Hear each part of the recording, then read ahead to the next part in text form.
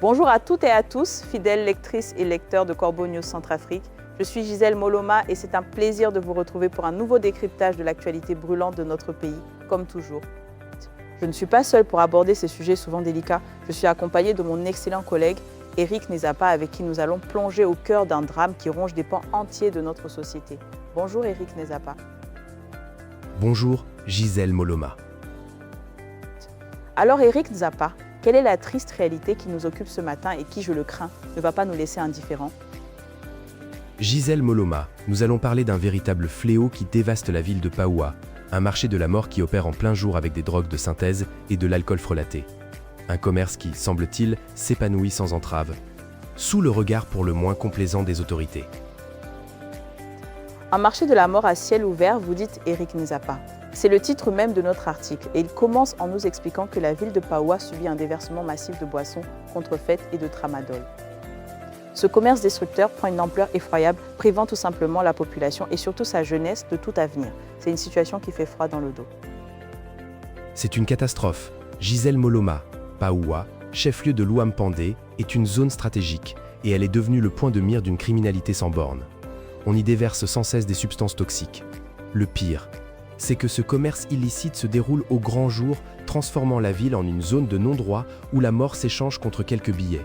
On parle de camions entiers, des 12 roues lourdement chargées, de motos par nuée, qui participent à cette logistique funèbre. Et tout cela, aux yeux de tous. Aux yeux de tous, Eric Nezapa, c'est bien là le problème. L'article précise que les agents au poste de contrôle, ceux-là même qui sont censés protéger la population, se contentent de quelques petits billets de banque pour fermer les yeux. Les cargaisons circulent ainsi sans la moindre difficulté sur le territoire national. C'est une honte absolue, une trahison de la confiance publique. Mais le texte va plus loin.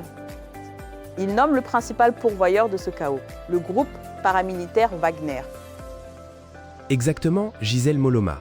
Malgré un arrêté ministériel qui interdit formellement la fabrication et la vente de ces poisons, la milice privée russe maintient une production de masse. Leurs usines crachent des volumes gigantesques d'un alcool extrêmement nocif. Puis, ils distribuent cette marchandise mortelle partout dans la région, s'enfonçant même dans les villages les plus reculés. Les mercenaires, avec leur impunité totale, réalisent des profits colossaux sur la ruine de la santé des habitants. C'est un cynisme inouï. C'est un véritable crime contre l'humanité en miniature, Eric Nezapa, et l'horreur ne s'arrête pas là. L'article nous dit que la situation dans la capitale, Bangui, et ses banlieues est encore pire. Le réseau de distribution de ces poisons de synthèse s'étend désormais sur l'ensemble du territoire. À l'est et au nord-est, des localités comme Samouanja, Wanda Djalé et Obo connaissent la même détresse. Mais là, le mode d'approvisionnement change. Fini les camions, place à la voie aérienne. Oui, la voie des airs. Des hélicoptères de Wagner et d'autres vols logistiques acheminent des sacs remplis de tramadol et d'alcool frelatés directement depuis Bangui. Le comble, Gisèle Moloma, c'est que les militaires transportent ces stupéfiants dans leurs bagages personnels pour approvisionner les marchés locaux. On ne parle plus de complicité, mais d'une participation active des forces censées assurer notre sécurité. C'est un scandale qui devrait faire tomber des têtes, si tant est qu'il y ait encore une forme de justice qui tienne la route dans ce pays dirigé par l'empereur Faustin.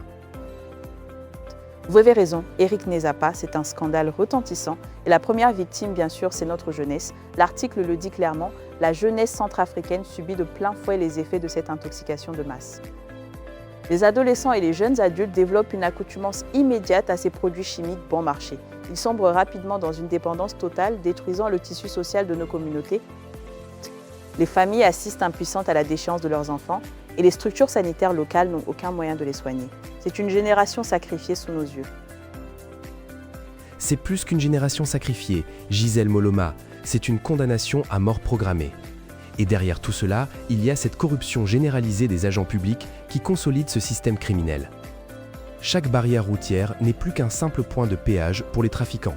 Les lois de la République n'ont plus aucune valeur. Elles sont piétinées par la puissance financière et militaire des réseaux russes. Les stocks de boissons interdites se renouvellent chaque jour, et l'État, ou ce qu'il en reste, est incapable d'appliquer ses propres décrets de prohibition. Incapacité ou complicité, Eric Nezapa. La population constate quotidiennement l'inefficacité des contrôles et la complicité des autorités locales qui, l'article le dénonce, reçoivent des commissions sur chaque cargaison débarquée. C'est un système de prédation organisée où l'économie locale est totalement modifiée par cette manne financière clandestine. Les commerces traditionnels ferment leurs portes au profit des débits de boissons illégaux et des points de vente de comprimés. C'est l'économie légale qui agonise. C'est une économie qui s'effondre sous le poids de la drogue. Gisèle Moloma. Les gains générés par la vente de tramadol et d'alcool frelaté dépassent de loin les revenus de l'agriculture ou du commerce légal. Cela pousse une partie de la population à participer directement à la distribution de ces poisons. Les réseaux criminels locaux s'allient aux forces étrangères, aux mercenaires, pour maximiser les profits, créant ainsi une dépendance économique de la région envers ce commerce destructeur. C'est une tragédie à tous les niveaux. Une tragédie aux conséquences incalculables, Eric Nezapa. Les perspectives d'avenir pour ces régions s'annulent à mesure que les cargaisons se multiplient. Les écoles se vident de leurs élèves attirés par les gains faciles du trafic ou rendus incapables de suivre les cours à cause de leur forte addiction. Les parents ne parviennent plus à exercer la moindre autorité sur une génération entière sacrifiée pour les intérêts financiers des miliciens. Les chefs de quartier tentent d'alerter les ministères à Bangui, mais leur rapport reste sans réponse. Pendant que les camions de 12 roues continuent de décharger leurs produits toxiques au centre de Pawa, c'est un abandon total. Un abandon qui crie vengeance, Gisèle Moloma. L'empereur Faustin Archange Touadéra et son régime laissent nos enfants sombrer pour quelques millions de francs CFA qui finissent dans les poches des mercenaires et des corrompus. C'est un héritage amer qu'ils sont en train de bâtir. Un tableau sombre, Eric Nezapa, un tableau effrayant de notre Centrafrique sous le joug. L'auteur de cet article est Alain Nzilo.